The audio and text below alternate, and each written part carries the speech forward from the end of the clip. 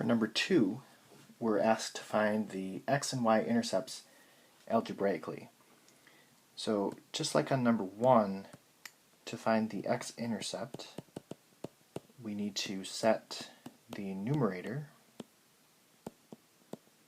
equal to 0. So this is going to be 2 is equal to 0. And this is never true. So what this means is there's actually no x-intercept.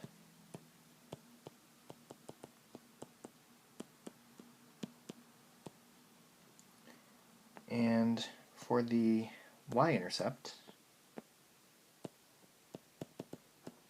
I want to set x equal to 0.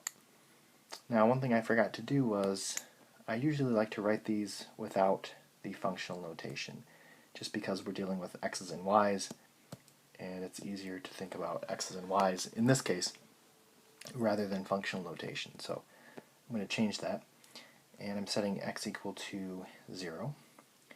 So y is going to be equal to 2 0 squared plus 3 times 0 minus 4, and y is equal to 2 over negative 4.